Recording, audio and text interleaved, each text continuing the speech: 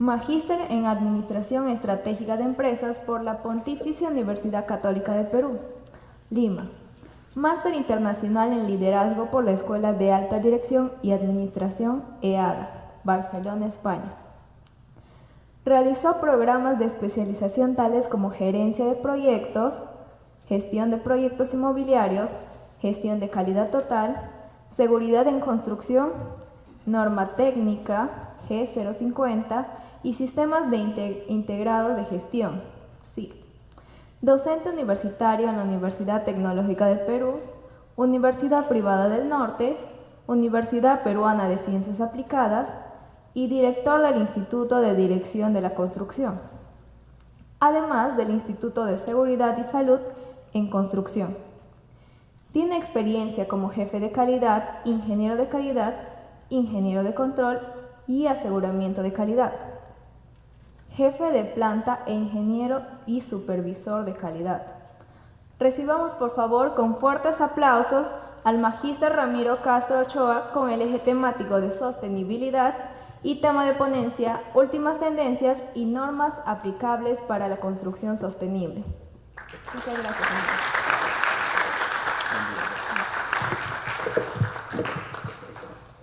Muy buen día. Buen día. Ayer igual fue, ¿no? Hay que decirles doble para que reaccionen, muchachos. ¿Qué tal? ¿Cómo están? ¿Sí? ¿Después de la fiesta de anoche? No fui, dice.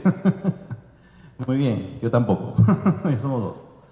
Ok, muchas gracias nuevamente a la organización del CONEIC 2024 para este evento académico que en mi caso ya va a ser el último y con esto pues pasamos a despedirnos hasta otra ocasión, así que antes de que se me olvide agradecer nuevamente por esa deferencia de haberme considerado como ponente en su evento que se está llevando a cabo de manera magnífica y así tiene que ser pues todos los años, ¿no? Los ingenieros civiles, como ustedes que están en formación, tenemos que demostrar desde que estamos estudiando que somos capaces de afrontar grandes proyectos, hacer un congreso, hacer eventos académicos son proyectos. Y nuestra vida laboral como ingenieros normalmente va a estar en proyectos, ya sea haciendo diseños, que son esfuerzos temporales, ya sea construyendo obras bajo algún expediente técnico, ya sea haciendo un poco de investigación, que también es temporal y arrojará un resultado, y así sucesivamente. Nuestra vida como ingenieros civiles, si ejercemos la carrera, normalmente va a estar llena de proyectos. Proyectos que hay que hacerlo de la mejor manera, por supuesto, teniendo en cuenta ciertas limitaciones de recursos, pero también teniendo en cuenta normatividad, leyes nacionales, estándares internacionales, el estado del arte, la tecnología, y etcétera, etcétera, ¿no? Y en esta ocasión, para variar un poco lo que ha sido mi participación el día martes, estuvimos con un taller en seguridad en construcción, revisando un poco lo que eran indicadores, y ayer yo vine en la tarde aquí a hablarles acerca de inteligencia artificial. Inteligencia artificial aplicado a la gestión de infraestructura. Y hoy día vamos a cerrar pues mi participación hablando de construcción sostenible, que es una tendencia que ya no es tan nueva realmente, aunque en el Perú todavía sigue siendo nuevo porque, estas tendencias que surgen en países más desarrollados llegan a nuestro país y todavía toman un tiempo en asentarse. Pero como siempre digo, ¿no? Aquello que resulte más novedoso, aquello que resulte, totalmente desconocido o muy desconocido aún, realmente hay que verlo como una ventaja, hay que verlo como una oportunidad de explorar un poco más, especializarnos si nos gusta. A mí me encanta este tema sobre todo. Fue el primer tema que yo propuse cuando empezamos a coordinar mi participación en el CONEIC. Difundir sobre la construcción sostenible, porque combina dos cosas que a mí me encantan, ¿no? La construcción, como ingeniero civil que soy, y la sostenibilidad y gestión ambiental y la protección del entorno, que es una de mis subespecialidades, tal vez a la que más me he dedicado en los últimos años. Y bueno, de esa combinación resulta pues el tema que hoy día les voy a compartir, ¿no? Así que hacia el final habrán algunas preguntas como ya me indicaron y ahí podremos ir complementando si es que algo no quedó claro de repente. Vamos a intentar que todo quede claro. Bueno, esto ya lo mencioné ayer, así que no lo voy a repetir. ¿De qué sirve que termine la carrera si el 2023 ya no habrá planeta? Esta es una reflexión, se ríen por allá, pero esta es una reflexión verdadera, muchachos, ¿no? Tanto esfuerzo que hacemos, mientras tanto estamos agotando a la Tierra. Bueno, los recursos, sería bueno que solo los recursos los agotáramos, ¿no? Sino todo lo demás, ¿no? Y todas las otras consecuencias que se generan por las malas prácticas, prácticamente en todos los sectores económicos, y de eso ni siquiera los países más desarrollados se salvan. ¿Cuáles son los países que contribuyen más con la contaminación y el cambio climático? No es el Perú, pero claro, el Perú también, ¿no? ¿Cuáles son los países que más contribuyen con el cambio climático? China, ¿qué más? Bueno, también un poco Estados Unidos, que cuando se realizan conferencias y se habla sobre el cuidado y protección ambiental y etcétera, rara vez se comprometen firmando algún acuerdo. Y si es que lo firman, habrá que ver si lo cumplen. Entonces, si los poderosos y los que tienen los mayores recursos no se comprometen realmente, ¿qué cosa esperamos de los países, cómo nos llaman elegantemente, en vías de desarrollo, ¿no? Por no decir tercermundistas y por no decir otra cosa más dolorosa. ¿Qué esperamos de esos países? Que tienen muchas menos posibilidades. Entonces el tema es realmente serio. Por eso es que me gusta hablar de esto cada vez que tengo una oportunidad. Mi generación, nuestra generación, bueno, ya hemos llegado más o menos a la mitad de nuestras vidas, un poco más. Bueno, veremos qué nos depara el futuro, pero a ustedes les queda toda una vida por delante. Pero ¿cuál va a ser esa vida si seguimos realizando prácticas en todos los sectores que están afectando severamente a nuestro planeta? ¿O estamos esperando que construyan naves espaciales para empezar a colonizar Marte o cosas así? Yo creo que no, ¿verdad? Entonces, este tema es realmente serio. Miren pues lo que hacen, ¿no? Para celebrar el Día de Tierra hacen una fiesta, un gran ágape, como el de anoche, como el de lunes, tirándose polvo y todo, ¿no? Perfecto, ¿no? Consumiendo bebidas, comidas, una fiesta, y luego hay que arreglar todo, hay que recoger la basura y se la tiramos a la Tierra, ya está. O sea, para celebrar la Tierra, afectamos a la Tierra, ¿no? Y así somos los seres humanos, ¿no? No me acuerdo quién fue el personaje notable que dijo: mientras más conozco al ser humano, más adoro a mi perro. Porque a veces da cólera también, ¿no? ¿Cómo es el comportamiento humano? Que uno les dice, les recuerda, les recomienda, se lo imploramos prácticamente: no contamines el ambiente, no tires residuos, y aún así lo hacen, ¿no? Y lo hacen las personas que en teoría somos las que estamos más formadas y deberíamos estar más comprometidas con la sostenibilidad, quienes estudiamos en el colegio, en la universidad, tenemos trabajos compuestos de cierta importancia y aún así nos descuidamos en ese asunto. ¿Qué esperar pues de aquellos que no han sido favorecidos como nosotros? Peor todavía, ¿no? Entonces el problema es realmente serio, porque al día de hoy, año 2024, nos quedan solamente 6 años para el 2030, en donde se supone tendríamos que haber cumplido ciertos objetivos en materia de sostenibilidad. Ya vamos a hablar ahorita de eso. Nos quedan solo 6 años. Y realmente el avance, o sea, los resultados que se están consiguiendo a nivel mundial y a nivel país son muy preocupantes. Y por eso es que quienes sí estamos de alguna manera preocupados y comprometidos, tenemos que hacer algo. Porque si no lo hacemos nosotros, ¿ya quién lo va a decir? Hablemos pues de sostenibilidad. Creo que ayer también tuvieron una ponencia donde se habló de eso, ¿no? Así que no voy a demorarme demasiado, porque tiene que ver con un equilibrio, ¿no? Entre los intereses sociales, económicos y también el medio ambiente, ¿no? Consumir recursos y utilizarlos para satisfacer nuestras necesidades de hoy, pero sin perjudicar la satisfacción de necesidades de las generaciones futuras. O sea, mi generación no puede estar haciendo y deshaciendo en el planeta para perjudicar a la generación de ustedes, pues. Que por edad algunos podrían ser mis hijos tal vez, o al menos mis hermanos menores. Entonces, qué injusticia que mi generación sí haya disfrutado de la tierra y muchas cosas, y que la de ustedes se vea limitada en eso y hasta perjudicada, ¿no?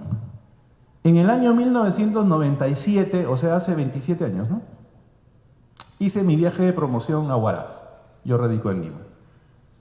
Y visité el Nevado Pastoruri. Tal vez han escuchado hablar de él. Con la nieve, con el, ¿no?, blanquito. Subimos hasta un cierto punto bastante alto y nos deslizamos hasta abajo, tipo un tobogán. En quechua le decían el siki esquí. Interesante. Y hace 4 años volví a ir por ahí. ¿Qué encontré? Ya no había nieve. De lo que yo recordaba, todo blanquito, ya no había nada de eso. Una evidencia del cambio climático. Una pena, ¿no? Una pena que mi hijo, yo tengo un hijo de 13 años, no vaya a poder disfrutar de eso, que está tan cerca. Va a tener que irse a Everest o no sé a dónde para poder disfrutar de la nieve, ¿no? Y deslizarse como yo lo hice. Entonces, esas cosas nos deben llamar a la reflexión. Y eso es el desarrollo sostenible o la sostenibilidad, sustentabilidad también se le dice, sustainability en inglés. Desarrollo que satisface necesidades presentes sin comprometer las necesidades de las futuras generaciones, ¿no? Entonces es un equilibrio, ¿no?, entre los aspectos sociales, o sea, del ser humano, económicos, porque el desarrollo económico en cualquier país, en cualquier localidad es muy importante, ¿no? La economía equilibra muchas otras cosas. Y el medio ambiente. Entonces, cuando este material se los entregue y lo difunda, van a poder ver o leer un poquito más profundamente sobre este aspecto. Y también sobre si existe un desarrollo sostenible en el Perú. O sea, en el Perú, en nuestro país, ¿tenemos conciencia sobre desarrollo sostenible? ¿Aplicamos las recomendaciones sobre desarrollo sostenible que están establecidas hace años? Si tuviéramos que hacer una medición del 0 al 100, donde el 0 es no aplicamos nada y el 100 es aplicamos todas las recomendaciones y obtenemos resultados óptimos, ¿dónde colocaríamos al Perú? Porque no vamos a hablar de otros países, pues, ¿no? Hablemos del nuestro, que es el que más conocemos, ¿no? ¿Dónde colocaríamos al Perú entre el 0 y el 100 en cumplimiento de recomendaciones para desarrollo sostenible? ¿Estaríamos en 100? ¿Creen ustedes? ¿No? En negativo, dicen por ahí. Tal vez sería algo que podríamos sustentar, ¿no? Porque además de tener disposiciones nacionales y globales para desarrollo sostenible, además de haber suscrito compromisos como el Acuerdo de París y otros anteriores, Protocolo de Kioto, etc., y además de haber implementado leyes, reglamentos nacionales al respecto, pese a eso no se cumple más que una mínima proporción, ¿no? También ahí lo podrán ver. Esto sí es un video en YouTube, ¿ya?, que servirá para seguir reflexionando. En el año 2015, ¿qué hacían ustedes el 2015, estimados? En el colegio. Estaban tal vez pensando en estudiar en la universidad, decidiendo qué estudiar. Felicito que hayan decidido estudiar ingeniería civil, una de las carreras más importantes. Ayer les decía, y yo se lo repito, que la ingeniería civil, al ejercerse, le cambia la vida a mucha gente. O sea, es una carrera que trasciende. Es una trascendencia positiva.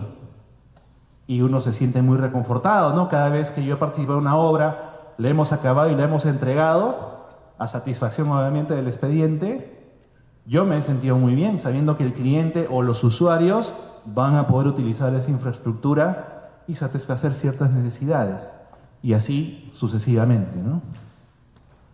Entonces, en el 2015, cuando ustedes pensaban todavía tal vez qué estudiar, algunos quién sabe ya se habían decidido, la ONU aprobó la Agenda 2030, o sea, con un lapso de 15 años, diciendo, bueno, en 15 años, si implementamos a nivel global ciertas medidas orientadas a sostenibilidad, deberíamos revertir lo que es el cambio climático, impacto ambiental negativo, y etcétera, etcétera. O sea, ese fue el propósito hace 9 años, ¿no? Muchos países lo suscribieron, sin embargo algunas potencias no lo hicieron, y establecieron 17 objetivos. Ahí también les dejo un enlace para que puedan leer con detalle cada uno de estos objetivos. me parece que en la siguiente diapositiva se ve un poco más grande, ¿no? Objetivos orientados al fin de la pobreza, que ataca a muchos países en el mundo, no solo al Perú. Hambre cero, que de alguna manera está vinculado. Salud y bienestar, educación de calidad. Mientras el Perú suscribe el objetivo de educación de calidad, en el Congreso firman una ley para que el licenciamiento sea permanente en las universidades, ¿no? Qué incoherencia, ¿no? Qué incoherencia. Igualdad de género, con todo lo que eso significa en su sentido más amplio, ¿eh? No solamente nos vayamos por algunas bifurcaciones que no vienen al caso.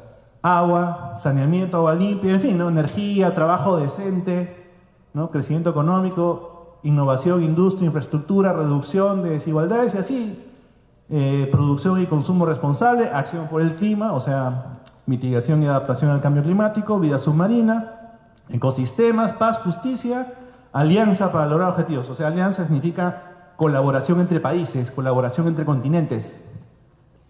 Porque un país que tenga limitados recursos difícilmente vaya a poder cumplir con todos estos acuerdos, por más que tenga la voluntad. Entonces sí necesitamos la cooperación internacional. Y dentro de estos objetivos hay uno que es pertinente para quienes estamos dentro de la gestión de proyectos de infraestructura, como es el objetivo 11, ciudades y comunidades sostenibles. Y para que una ciudad o comunidad sea sostenible, significa que su infraestructura y sus procesos económicos sean sostenibles. Lo que a nosotros nos atañe es la infraestructura sostenible, ¿no? Dice que más de la mitad de la población vive en zonas urbanas, a diferencia de hace 100 años, donde más bien vivíamos en zonas rurales. Ha habido un cambio tremendo en el último siglo, ¿no? Para el 2050, que uno piensa que está muy lejos, ¿y cuánto tiempo falta? A ver, resten. Pero sin el celular, pues no te pases. Una resta sencilla. ¿Cuánto falta? ¿20? ¿Cuántos años? ¿26? 26 años, ¿no? Ya está. En 26 años dice que habrán 6.500 millones de personas, o sea, 2/3 de la humanidad, porque para ese año vamos a ser 10.000 millones más o menos, en teoría, que vivan en ciudades. O sea, las ciudades se van a seguir tuburizando y densificando, ¿no? La densificación significa muchas más personas en una misma área, ¿no? Que son las ciudades. O sea, un poco crecimiento, poca expansión, pero mucha mayor tuburización o densificación, ¿no? No se puede lograr un desarrollo sin transformar la forma en que construimos y administramos espacios. Esta frase es la que me gustaría que la tengamos como una especie de premisa que guíe el ejercicio de nuestra carrera, que es la ingeniería civil, ¿no? Que no se puede lograr un desarrollo sostenible si no transformamos la forma en que construimos y una vez que ya está construido, la forma en que administramos las ciudades, la infraestructura urbana. Y ahí algunos datos, ¿no? Entonces hay que mejorar la seguridad, sostenibilidad de ciudades, etcétera, etcétera, ¿no? Y es ahí donde entra, pues, justamente la construcción sostenible, ¿no? Calza perfecto, ¿no? Hay mucha más información sobre los objetivos y, repito, cuando tengan este material van a poder darle clic a estos enlaces y leer bastante más información. Entonces ahora hablemos sobre construcción sostenible. Porque no solamente es que la infraestructura ya existente colabore a la sostenibilidad, por ejemplo, al reciclaje, etcétera, sino que durante el proceso constructivo y desde el diseño ya veamos que la sostenibilidad es un hecho tangible. De eso se trata. Y ahí está el mayor reto, pues. Porque ¿qué significa la construcción sostenible? Significa modificar, cambiar los procesos constructivos a los que estamos plenamente acostumbrados desde hace décadas.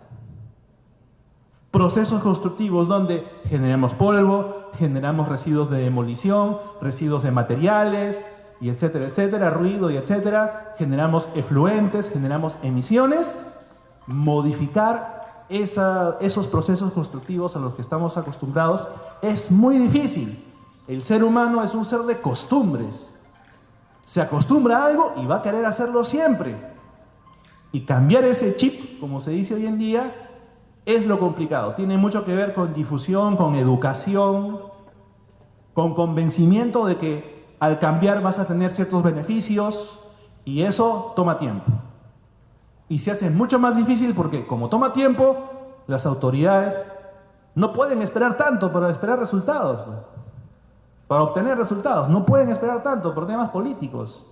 Entonces no es algo que resulte atractivo a las autoridades. Por lo tanto, las autoridades rara vez se comprometen con esta clase de iniciativas. ¿Qué nos queda?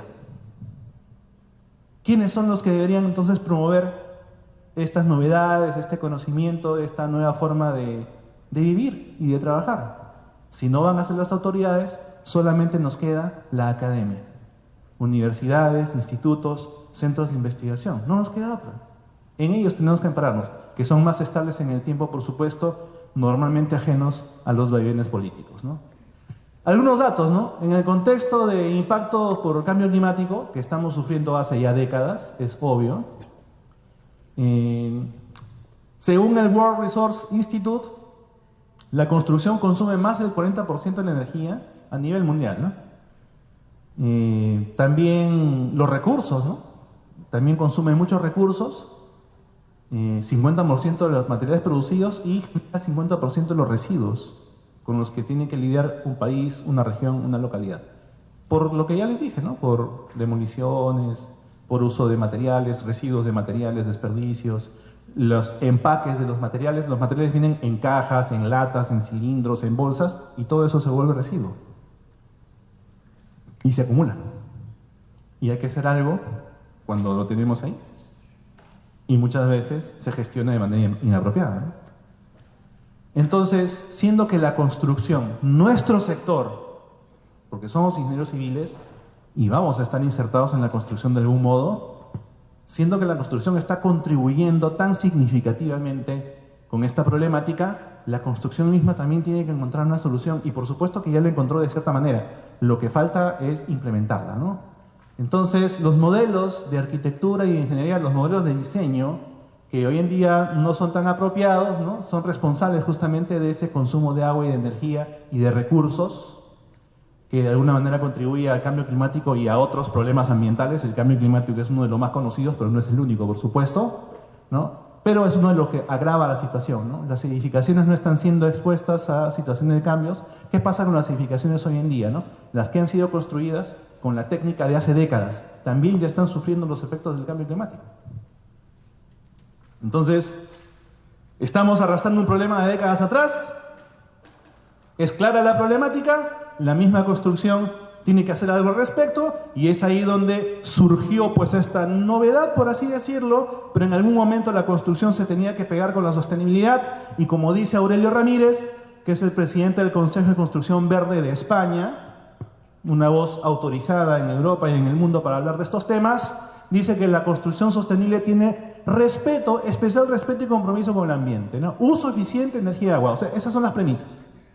Para que la construcción sea sostenible, significa que el uso del agua y la energía tiene que ser eficiente. ¿Qué significa eficiente? No significa dejar de usarlo. Significa usar en menor cantidad y, en lo posible, sobre todo en el caso del agua, hacer el reciclaje de la mayor cantidad posible, ¿no? Y otros recursos, no solamente agua y energía, ¿no? Los materiales, etcétera, que no sean perjudiciales para el ambiente, que resulte más saludable, ¿no? Y que reduzca impactos ambientales. Entonces, si la construcción, si los procesos constructivos contribuyen con estas premisas, ese proyecto, esa obra se puede declarar como de construcción sostenible.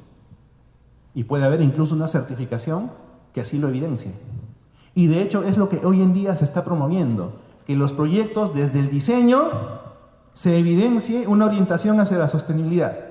Y cuando se construyan con prácticas constructivas, con procesos constructivos distintos a los tradicionales, se evidencia que se han cumplido esas premisas y se le otorga un certificado de construcción sostenible. Y en todos los países está empezando a darse este fenómeno, en buena hora, ¿no? Porque creo yo que ustedes estarán de acuerdo conmigo, no nos hace ninguna gracia, no nos llena de orgullo saber que estamos participando y contribuyendo de un sector económico que es la construcción, que causa tanto impacto ambiental negativo. Creo que eso no nos hace felices, a ninguno. Pero saber que existe una alternativa que contribuya con la solución, eso sí nos llena de esperanza, nos renueva el espíritu y nos hace ver que, bueno, la construcción ha sido parte del problema durante mucho tiempo y todavía lo es, pero ahora también está empezando a ser parte de la solución. Entonces ahí aparece una luz, pues al final del túnel, hacia donde toda la construcción en general debería estar orientada. Los procesos de construcción se insertan en todas las etapas. De construcción sostenible se insertan en todas las etapas. Ayer tal vez recordarán, estimados alumnos, que les mostré una línea de tiempo de las etapas de los proyectos de infraestructura, ¿no? ¿Por dónde empezaba un proyecto de infraestructura? ¿Por dónde comienza un proyecto? No es que vas de frente a construir el terreno, ¿no? ¿Por dónde empieza? Ya, el diseño, la arquitectura, muy bien. Dispones recursos, te aseguras que hay recursos económicos, ejecutas, y una vez que ejecutas la obra y la entregas, comienza otra etapa más larga todavía. La operación y el mantenimiento de la infraestructura, ¿verdad? Entonces, a eso se refiere, que los procesos de construcción sostenible se insertan en todas las etapas, desde el diseño, la construcción, ni qué decir, y cuando estás haciendo operación y mantenimiento de esa infraestructura existente, también tienes que aplicar sostenibilidad, ¿no? Por eso acá habla de todo eso, ¿no? Uso de materiales, diseño, acabados, sistemas de desagüe, depósitos de desperdicios, pavimentación, etcétera, etcétera. Incluye también cuando ya la infraestructura existe, ¿no? Reciclaje, ahorro de energía, ¿no? Interacción con la naturaleza. Habrán visto ustedes, seguramente lo han visto, ¿no? Los jardines verticales. Porque los jardines son normalmente horizontales, ¿no? En los patios y áreas verdes, etcétera. Pero han visto jardines verticales en las fachadas de edificios, por ejemplo. Ese es un ejemplo, pues, de una alternativa viable. 30 años atrás, ¿quién se iba a imaginar que eso podía existir? Cuando yo empecé a estudiar ingeniería, no había nada de eso, ¿no? No existía. Y hoy en día ya es una realidad. ¿Que puede significar un mayor esfuerzo? Un poco, sí. ¿Que puede significar un mayor nivel de inversión? Tal vez sí. ¿Nos demora un poco más implementarlo? Sí, no podemos negarlo. Pero que luego son soluciones sostenibles. Y ahí está, digamos, el retorno de la inversión. Aquello que nos toma más tiempo y más recursos inicialmente, porque la sostenibilidad es así, como toda solución importante, toma más tiempo y toma más recursos, pero en el camino y en el tiempo se van viendo los resultados. Entonces, en el Perú, bajo ese esquema o bajo esa idea, el año 2021, miren ustedes, varios de ustedes comenzaron su carrera en el 2021, ¿sí o no? Entonces, en la época donde más o menos estaban empezando a estudiar ingeniería civil, más o menos, el gobierno aprueba un código técnico de construcción sostenible. Porque claro, somos ingenieros, nos hablan del tema, nos emociona, nos gusta, pero ¿qué parámetros seguimos? ¿Qué cosas debemos hacer para que nuestro proyecto realmente sea sostenible? ¿Qué debo cumplir? Si no tengo el parámetro, si no tengo el requisito, no puedo yo concluir si somos o no sostenibles. Para eso el gobierno creó el parámetro, el requisito, y es este código, ¿no? ¿Por qué? Porque en el Perú se identificó baja cantidad de áreas verdes, inadecuada disposición de residuos sólidos, incluyendo los que generan las obras de construcción y demolición, ¿no? Acceso limitado al agua, ¿no? Porque vivimos en zonas desérticas. Hay un dato que casi nadie conoce o no tiene en cuenta y que es categórico. Lima, que es la capital del Perú y que agrupa la tercera parte de la población, imagínense, ¿no? Una pequeña ciudad comparada con todo el territorio nacional, agrupa la tercera parte de la población nacional. Lima es la segunda ciudad más grande del planeta asentada sobre un desierto. O sea, 10, 11 millones de limeños y 1,5 millones de venezolanos, porque hay que sumarlos. Es verdad, pues están ahí en Lima, ¿no? Son nuestros vecinos, hay que interactuar con ellos. No, hay que desterrar la xenofobia, ¿no? También alguna vez hemos sido migrantes, o nuestra familia, nuestros amigos lo han sido, ¿no? Entonces, entre los limeños, que por sí ya éramos muchos, y la migración extranjera, sobre todo venezolana en los últimos años, ya somos 12, 13 millones más o menos en Lima, asentados sobre un desierto. La primera ciudad más grande es el Cairo, en Egipto. Entonces, no tenemos conciencia en el país que la mayor parte de la población que está en la costa sobre un desierto. Y aún así, desperdiciamos el agua, eliminamos áreas verdes, aparentemente en pro del desarrollo. Increíble. Bueno, en julio del 2021, o sea, exactamente tiene 3 años, poquito más, reemplazando a uno que ya existía desde antes. ¿Y por qué se da esto? Justamente en el marco del Acuerdo de París, ese que les hablé hace un rato, ¿no? en donde se adoptan disposiciones. El Perú es un país signatario, establece sus contribuciones nacionalmente determinadas, o sea, lo que se compromete a cumplir, ¿no?, para colaborar con la mitigación hacia el cambio climático. Y este documento se da en ese marco, que es de lo que voy a hablar el resto de mi disertación, tratando de ser muy eficiente en el tiempo. Esto es básicamente para que tengamos en cuenta que el código está orientado a establecer requisitos técnicos para el diseño de las obras y luego para su construcción, por supuesto. Para dos tipos de proyectos principalmente, que son los proyectos que más se ejecutan a nivel nacional y en todo lado: las edificaciones y las habitaciones urbanas. Si ustedes van a cualquier ciudad más o menos importante en el Perú, siempre se está construyendo alguna edificación o se está interviniendo en la ampliación de una habitación urbana o en la implementación de alguna que sea totalmente nueva.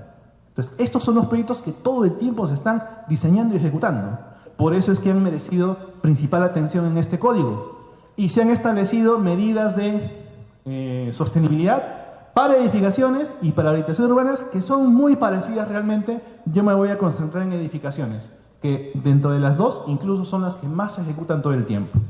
Lo más probable es que cuando ustedes ya empiecen a ejercer su carrera, sus primeras experiencias laborales sean en edificaciones. Y quién sabe, todo el resto de su carrera lo sea, porque se pueden especializar en eso, ¿no? Algunos lo harán luego en carreteras, en centrales hidroeléctricas, en obras mineras, y etcétera, y complementarán su formación, ¿no? Entonces, este código tiene por objeto establecer requisitos. Insisto, el código te dice, con estos parámetros tienes que diseñar la obra y luego tienes que construirla, por supuesto. Y para ciertos casos son parámetros obligatorios. En otros casos sí serán voluntarios. Los requisitos, ¿no? Y acá una definición complementaria, ¿no? Este código se complementa con la Biblia, pues, de los ingenieros civiles y arquitectos, ¿no? Reglamento Nacional de Edificaciones. Que levante la mano quien ha leído el reglamento por completo alguna vez en su vida, estimados alumnos. 1, 2. Y acá hay varias decenas de personas. 3 acá. O sea, 3 de 80. No, me voy. Ha sido un gusto, muchachos. O sea, ¿te imaginas a un abogado que no haya leído nunca la Constitución Política del Perú? Entonces yo no puedo concebir, y esto sí es una crítica, y si fuera su profesor los jalaría, ¿no? ¿Dónde estudian, para postular a docente? ¿Hay alguien de la UTP por acá? Ahí yo estoy enseñando. Ya, ¿cómo puede ser posible que un ingeniero civil en formación no haya revisado este documento que es trascendental y fundamental? Por completo. Es nuestra Biblia, por así decirlo, ¿no? Salvando las distancias, ¿no? Entonces, encima que este reglamento es sumamente amplio, ahora lo complementamos con este código técnico del 2021, ¿no? ¿Dónde se aplica este código? En proyectos del Fondo Mi Vivienda, que se siguen desarrollando desde hace varios años.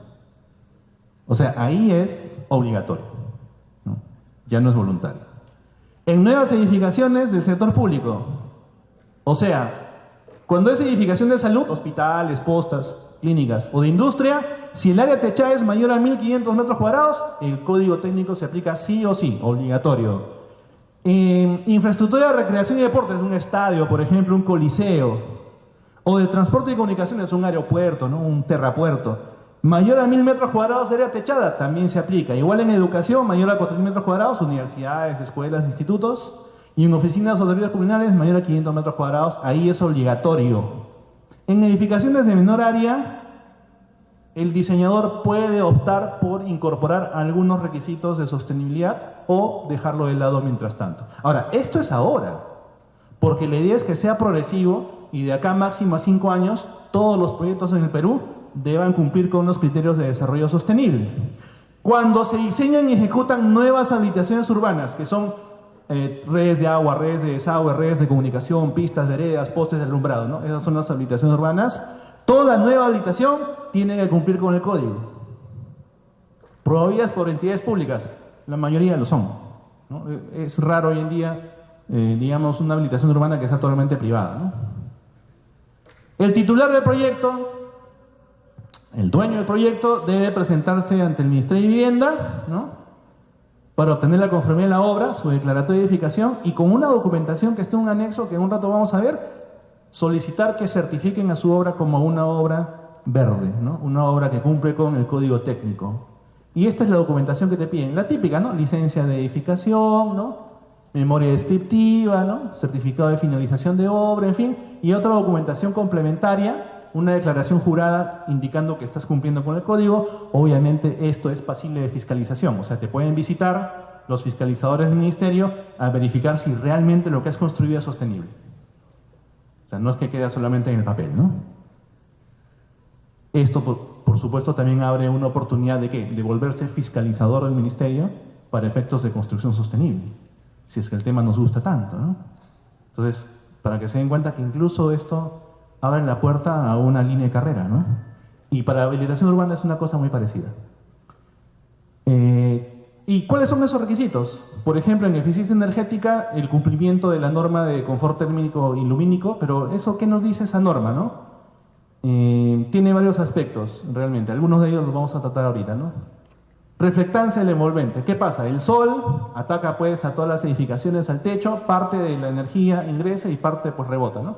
Entonces justamente la idea es que el diseño y la construcción permita esa reflectancia hasta ciertos valores, no voy a entrar mucho en el detalle, y también teniendo en cuenta los efectos del tiempo, ¿no? Porque una edificación que permite entrar demasiada energía no es apropiada, como tampoco una edificación cuyo techo no permite entrar nada de energía, ¿no? Entonces, hay ahí unos intervalos que se deben cumplir y que el diseñador debe tomar en cuenta, así como, digamos, priorizar el ingreso de la iluminación natural. Porque la iluminación artificial, por ejemplo, esta iluminación que ahorita nos está alumbrando, no es una crítica a lo que les voy a hacer, pero sí es una crítica. En este momento no sería necesario que esté iluminado, por ejemplo, el auditorio. Porque realmente lo que estamos haciendo es una conferencia acá, ¿no? Desde el, ¿cómo llamarlo? Desde el escenario. Entonces, esa zona no tendría por qué estar iluminada, o no tanto por lo menos, ¿no? Salvo por ahí alguna que otra luz por las gradas para quien quiera retirarse o quien quiera ingresar. Entonces, resulta innecesario tener prendido todo el auditorio, porque la iluminación artificial, ¿qué hace? Consume energía, ¿no? Consume energía es agotamiento de recursos. Además, pues el impacto económico, porque esto cuesta. A alguien le está costando esta energía encendida. Es un ejemplo así nada más. Por eso es que nos dicen que hay que priorizar la iluminación artificial. Ya, cuando no se pueda, ok, iluminación natural. Cuando no se pueda, iluminación artificial, pero solo cuando sea necesario, en el momento en que sea necesario y con tecnología que reduzca el consumo de la energía eléctrica, ¿no? Eso es lo que nos dice, ¿no? Para eso hay que ver dimensiones de vanos para que entre la luz de arriba hasta abajo, como en esta imagen, ¿no? Y como digo, en caso la iluminación natural no sea suficiente, ahí sí darle cumplimiento a la norma de instalaciones eléctricas, pero aplicando tecnología que reduzca el consumo. Con sensores, ¿no? Que cuando uno camina se va encendiendo, ¿no? Y cuando te alejas, se apaga. ¿Que eso es? Sí, eso es. O sea, son soluciones que ya se están implementando, no es una novedad. Ventilación, que es tan importante, ¿no? Natural y mecánica. Evidentemente, priorizar la ventilación natural también, ¿no? Porque la ventilación mecánica también significa el uso de equipamiento, consumo de energía, mantenimiento de esa tecnología, etcétera, etcétera, etcétera. Pero dentro de la tecnología para ventilación también habrá alguna que sea energéticamente eficiente, o sea, consuma menos energía eléctrica, porque funciona con energía eléctrica. El profesional responsable sustentará el diseño de las aberturas de la edificación para que ingrese el viento y realice la ventilación, sin estar utilizando equipamiento mecánico. Pero si lo tiene que utilizar, hay una norma de, digamos, instalaciones mecánicas al respecto, orientada a la sostenibilidad, ¿no? En edificaciones de salud se debe considerar el óptimo dimensionamiento de las ventanas. En salud es todavía más crucial este asunto porque ustedes saben, ¿no?, que hay factores de riesgo biológico que pueden estar incluso en el aire, ¿no?, y que la ventilación tiene que colaborar con llevárselo, pues, y que no cause problemas. Aire acondicionado. Hay tablas, no voy a entrar en el detalle, hay tablas que indican en este código, digamos, cuál es la capacidad de los equipos que habría que tomar en cuenta y sus coeficientes de desempeño para que, viéndonos forzados a tener que utilizar aire acondicionado con equipamiento mecánico, el consumo sea mínimo y que el resultado, o sea, digamos la ventilación o el confort térmico sea apropiado. Igualmente con los chillers, que son parte de todo este equipamiento, ¿no? Equipos para gas natural, ¿no? Equipos electromecánicos e instalaciones de gas natural. En el caso de ascensores, lo mismo, ¿no? Los ascensores antiguos que algunas edificaciones todavía tienen consumen el doble o el triple de energía eléctrica que los ascensores más modernos, porque además son más pesados y se necesita más energía para subir y bajar. Pues. Mientras un objeto sea más pesado, necesitas más energía, ¿no? Es un tema de física. Pero ahora ya la tecnología permite hacer ascensores mucho más livianos, ¿no? Que por lo tanto consuman menos energía, además de la tecnología de por sí que también contribuye con eso, ¿no? Lo mismo para impulsión de agua, o sea, motores, bombas para impulsión de agua, llevarlos a pisos superiores, que es necesario, ¿no? Porque la presión del agua con la que viene la red pública no permite llegar hasta el último piso en un edificio alto. Muy bien, hay que utilizar equipos de impulsión y también los motores que se instalen, ¿no? Deberán cumplir con cierta característica, ¿no? Acá se habla de la clase B o mayor, que está en el reglamento al respecto, ¿no? En el caso del gas, bueno, no todas las ciudades en el Perú tienen gas, pues, ¿no? No todas las ciudades. Aún cuando tenemos mucho gas en el sur, pero hoy en día no todas las ciudades tienen acceso al gas, donde estemos en una ciudad que sí tiene, digamos, acceso a instalaciones de gas o al suministro de gas, entonces habrá que cumplir con las normas sobre instalación de gas, evidentemente, en una edificación residencial, dotar de energía por lo menos a 3 puntos. Porque el gas natural, al ser gas natural, también implica menos impacto ambiental en su explotación, distribución y consumo, a diferencia de los hidrocarburos o a diferencia de otros tipos de energía, ¿no? Entonces, en una edificación, por lo menos la secadora, el calentador de agua y la cocina deben estar conectados al gas. Pero para eso debo tener un equipo que también permita conectarse, pues. Porque el gas puede llegar a mi casa, pero si no tengo ningún equipo que se pueda conectar, no lo voy a utilizar nunca. Entonces, ahí es de quienes hacen la instalación, el concesionario, pero también del usuario, que tenga el equipamiento para poder utilizarlo, ¿no? Y en edificaciones no residenciales, ¿no? Hospitales, oficinas, estadios, etcétera, ya el proyectista define la cantidad de puntos. Esto me gusta bastante, ¿no? En eficiencia hídrica, o sea, reducción del consumo de agua.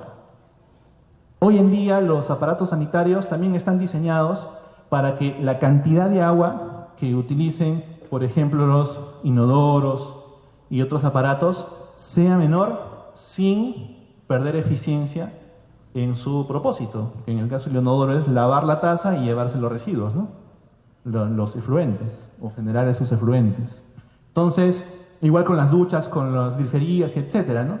Y estos datos son interesantes, ¿no? En duchas se puede considerar una ducha sostenible si el máximo caudal es 9 litros por minuto a una presión de 551 kilopascales. ¿Qué sucede? Ya esto es una costumbre del ser humano, por eso les digo que tiene que ver mucho con costumbres. ¿Acaso no es cierto que muchas personas entran a la ducha 20, 25, 30 minutos y el agua sigue chorreando? ¿Sí o no? Eso sucede, ¿no? Creo que entran a ver su serie favorita o a ver el TikTok y el agua sigue cayendo, sigue cayendo. Ya se asearon, ya se quitaron la mugre encima, como se dice. Pero sigue cayendo el agua y siguen consumiendo. Y dirá, pues bueno, en total lo pagaré yo. Pero no se trata de que lo pueda pagar porque yo tengo dinero, pues, ¿no? Se trata de que el agua, así como tú lo utilizas, también otras personas podrían utilizarlo. Entonces, no basta que el equipo o el equipamiento sea hídricamente eficiente, también tiene que ver con cómo lo estoy utilizando, o sea, costumbre del ser humano. Y cambiar eso, ya les dije, tiene mucho que ver con educación, con difusión y toma tiempo, pero hay que hacerlo, ¿no? No significa que no se haga, ¿no? Los lavaderos o lavatorios, 4.9 litros por minuto, ¿no? También a una cierta presión. Los inodoros con doble pulsador, 4.8 LPD. ¿Qué significa LPD? Litros por descarga. O sea, casi 5 litros, cuando tú presionas el botón, sale agua, ¿no? Lava la taza y se lleva el efluente y ya está. La cantidad de agua con la cual se lava la taza y se lleva el efluente, que sea 4.8 litros por esa descarga, ¿no? En promedio, ¿no? Y los urinarios, máximo 1 litro por descarga, ¿no? Cuando también se accionan con un botón, ¿no? Ya está. O el botón así o pegado a la pared, ¿no? Riego tecnificado. ¿Cuántos de nosotros no hemos visto a nuestros padres o nosotros mismos hacer un riego en el jardín por inundación? O sea, cubrir todo el jardín, ¿no? El gras, llenarlo de agua como si fuera una arrocera, ¿no? Porque el arroz funciona así, ¿no? Por inundación. Entonces parece que estuvieran cultivando arroz, ¿sí o no? En el jardín. Y es gras nomás. Y algunas plantitas. Por la costumbre, pues, de utilizar el agua y ver todo inundado. Y ahí se sienten felices, ¿no? Cuando ahora el riego tecnificado y dirigido realmente a donde lo necesita la planta, es perfectamente viable, está demostrado. Entonces, para que un área verde en una edificación sea sostenible, tiene que utilizar un sistema tecnificado, que para eso hay una norma que hay que cumplir, etcétera, ¿no? Y además, si quieres plantar ciertas especies, hay especies que son hidrofóbicas y hay especies que son hidrofílicas. ¿Qué significa eso? Especies que consumen mucha agua para crecer y desarrollarse, y especies que consumen poca agua. Ejemplo de una especie que consume poca agua y ahí está creciendo y sin problemas. En un desierto, por ejemplo, o algo así. El cactus, ahí está. Así que llénense de cactus en las casas, ya está. Pero no se ve tan bonito, dicen el cactus, ¿no? Bueno, sí, es verdad, pero es un ejemplo, ¿no? Entonces, cuando una edificación supere 50 metros cuadrados en su área verde, se debe cumplir que, bueno, con ciertas indicaciones de la norma, ¿no? Las áreas verdes deben conformarse con especies xerófilas, ¿no? Y si la edificación está ubicada en una zona bioclimática distinta, las áreas verdes deben conformarse por especies nativas. La pregunta es, profesor, o bueno, ingeniero, no sé, Ramiro, ¿qué cosa es una especie xerófila, no? Ahí está.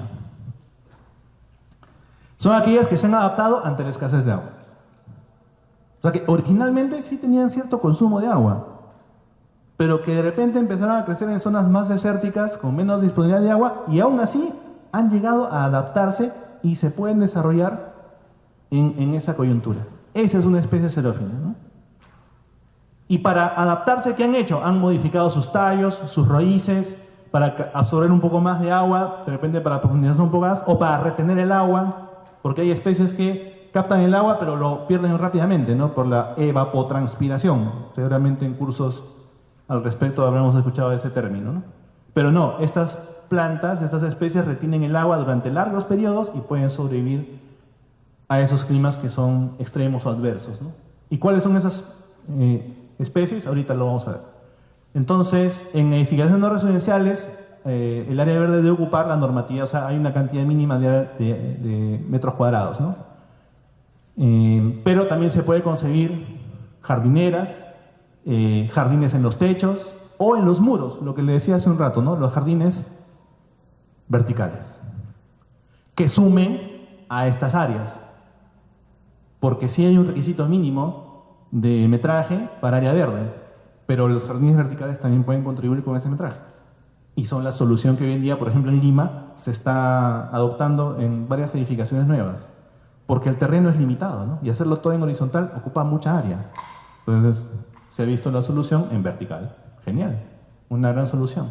Manejo de residuos de la edificación. Bueno, ceñirse a lo que dicen los códigos o las normas técnicas peruanas sobre manejo de residuos de la construcción, condiciones de diseño y etcétera, ¿no? Este código de colores que se tiene que implementar en todos los proyectos, y una vez que la obra concluyó, los residuos que se generen también tienen que seguir esta segregación de residuos. ¿Por qué es importante segregar los residuos y no estar mezclándolo todo en una sola bolsa, como hacemos en casa? Porque eso facilita el reuso, la recuperación, el reciclaje. Si todo lo combinamos, es muy complicado. Es por ese motivo que ya muchas edificaciones, incluso el agua residual que generamos en la ducha se va por una línea de desagüe y el agua residual que generamos en el inodoro se va por otra línea y no se combinan. Porque el agua de la ducha se le conoce como el agua gris y el agua del inodoro se le conoce como el agua negra. Está más contaminada, obviamente, ¿no? Por obvias razones. Cuesta mucho más dinero reciclar un agua negra. Menos esfuerzo para el agua gris, del lavatorio o de la ducha. Entonces, eso va a una línea y a una planta de tratamiento, y el inodoro va por otra línea a otra planta de tratamiento, donde habrá que hacer más proceso, más inversión, más costo para reutilizarla, o por lo menos para llevarla a un cierto nivel y entregarla al efluente, pues al río, al mar, ¿no? Etc. Entonces también ya se está implementando eso. Los residuos, ¿no? Aprovechamiento, disposición final de los residuos, ¿no? Las edificaciones deben presentar declaraciones juradas con información sobre aprovechamiento o disposición de residuos sólidos, ¿no? No se trata solamente de llevarlo al botadero, le decimos, aunque esté autorizado, ¿no? Aunque ese botadero o relleno sanitario esté autorizado, pero hay que tratar de llevar a esos rellenos la menor cantidad posible de residuos, para que en medio del camino hayan pasado por reciclaje, reuso, recuperación, ¿no? Y hacer una declaración jurada al respecto. Y en función de la información que tú manifiestas a la autoridad, te validarán para declarar a tu construcción como una construcción verde. ¿Cuáles son esas normas para quienes les interese que complementan lo que es la gestión de residuos sólidos? Básicamente la Ley de Gestión Integral de Residuos. Esta es una ley del año 2016, o sea, tiene 8 años. Y un reglamento, ¿no?, de la ley. Lo pueden encontrar en internet, ¿no?, sin ningún problema. También lo podemos compartir en el grupo ahí si es que se unen en un rato. El reglamento para gestión y manejo de residuos de la construcción. Este es un reglamento específico para construcción y demolición. Esta es una ley general, pero que se complementan, por supuesto. Y la norma técnica de manejo de residuos, que es la norma 400.050, ¿no? Entonces, entre los tres se hace un plan de manejo de residuos, se cumple el plan de manejo de residuos, por supuesto, y con eso te pueden dar tu certificado de construcción verde. Si cumples también todo lo demás, obviamente, ¿no? Es una serie de requisitos como estamos viendo, ¿no? Y los ecomateriales. Los ecomateriales. ¿Dónde podemos aplicar ecomateriales, ¿no? Partidas en las que se puede incluir ecomateriales, que la misma norma o el código lo señala. Por ejemplo, obras de concreto simple o de concreto armado, en estructuras metálicas y en estructuras de madera o bambú. Y en la arquitectura también, en muros o tabiquería, en cielo raso y en pisos y pavimentos, también se pueden aplicar ecomateriales. La pregunta es, ¿qué es un ecomaterial? ¿O a qué se le denomina un ecomaterial? Un ecomaterial es un material de construcción que cumple con criterios de sostenibilidad, o sea, que es resultado, por ejemplo, de un proceso de reciclaje o de recuperación, o que es un material que en su proceso de fabricación ha utilizado menos agua, menos energía, ¿no? Eso es un ecomaterial. ¿Cuántas tesis yo he visto que los alumnos... Porque la tesis más desarrollada en ingeniería civil, ¿cuál es? Siendo sinceros. Desde que yo soy estudiante, ¿cuál es la tesis más desarrollada en ingeniería civil? Al concreto, le adiciono algún producto, demuestro que le modifico positivamente alguna propiedad, tesis, ¿no? Demostrado. Entonces, desde décadas atrás, al concreto le han puesto, ¿qué cosa?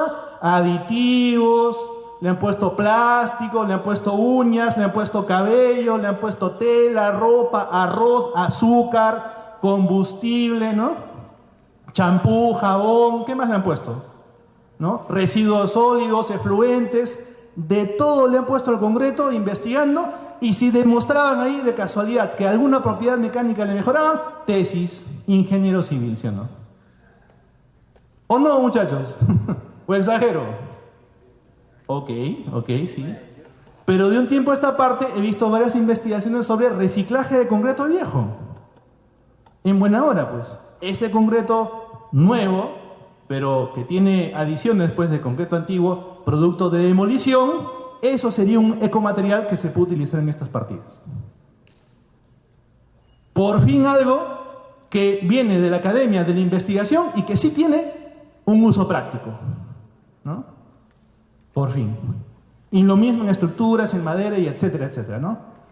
El profesional responsable puede sustentar la utilización de un porcentaje menor de estos ecomateriales, ¿no?, con el uso de otro ecomaterial. O sea, se pueden utilizar varios ecomateriales a la vez, ¿no? Ese es el tema. ¿Y en dónde se puede utilizar? Hay morteros, ¿no? Los morteros, sistemas constructivos alternativos, o sea, construcción con paja, con adobe, con tapiales, con bloques, ¿no? El aislamiento, la envolvente, que sea con materiales orgánicos, lana de oveja, lana de cáñamo, lino, fibra celulosa, componentes minerales, ¿no? La arcilla, la vermiculita, el vidrio, en acabados, pinturas con silicato, barnices naturales, en pavimentos, el barro cocido, el suelo con morteros, madera. O sea, hay varias alternativas. Y todo esto puede merecer investigación. Ya tienen tema de tesis, estimados. Y si quieren conversar luego de la conferencia, conversamos de esto, no hay ningún problema. Yo les recomendaría que busquen esta información en la web, ¿no? Ecomateriales y construcción sostenible, de la EOI, Escuela de Organización Industrial. O sea, búsquenlo, si quieren tomar la foto, búsquenlo en la web, en Google, descargan el PDF y lo leen. Y ahí van a ver toda una gama de ecomateriales que pueden utilizar tranquilamente. Y acá es infraestructura para bicicletas y movilidad personal. O sea, que hayan estacionamientos para cuadrar mi bicicleta, para cuadrar mi scooter, ¿verdad? Y todo esto que la tecnología nos brinda para la micromovilidad y que se está utilizando bastante. ¿Cuál es el problema en las ciudades? Que no estaban preparadas para ello. Entonces no había ciclovías, no había esta infraestructura, pero ya se está adaptando. De alguna manera, aunque sea un poco lento, pero ya se está adaptando poco a poco para que los usuarios pues se movilicen de esa manera y dejen de lado ¿qué cosa? El vehículo con base en diésel o en gasolina, ¿no? Y este es un claro resumen, le dicen que para cada tipo de obra, vivienda, salud, industria, transporte, oficinas, ¿cuáles de los puntos que el código señala son obligatorios? Lo que está en verde es obligatorio, ¿no? Lo que está en rosado es facultativo dependiendo de ciertas condiciones y lo que está acá en amarillo es las instalaciones de gas, que como ustedes ven son obligatorias para todos. Y estos son algunos cuadros que ya pueden revisar cuando vayamos difundiendo el material. Acá les dejo otra lectura de Construcción 21, que es una página muy interesante de España, que habla justamente de construcción sostenible en el Perú. O sea, es nuestro caso. ¿Cómo anda la construcción sostenible? ¿A qué cosas se enfrenta la construcción sostenible? Nos enfrentamos a la informalidad, la autoconstrucción, por ejemplo, que es eminentemente informal, la mano de obra poco calificada para ejecutar proyectos de construcción sostenible, ¿no? Porque utilizar estos materiales o estos nuevos procesos constructivos depende mucho pues de la habilidad de quienes lo desarrollan, que son el personal operativo, que al día de hoy está poco calificado, y la corrupción, lamentablemente, ¿no? Que es un flagelo que ataca a la construcción. Nos vamos con esta reflexión, estimados. La naturaleza realmente no necesita al hombre. Durante millones de años el ser humano no existía. Y la naturaleza seguía ahí. Pero el hombre sí necesita la naturaleza. Y desde nuestra posición como ingenieros civiles en formación, o los que ya lo somos, creo que resulta imprescindible que todos nos comprometamos hacia una construcción y gestión de infraestructuras sostenible. Porque si no, ¿qué cosas le estaríamos pues heredando a las próximas generaciones, ¿no? Van a tener una vida mucho más difícil que la que nosotros hemos tenido. Eso sería todo, estimados. Muchas gracias.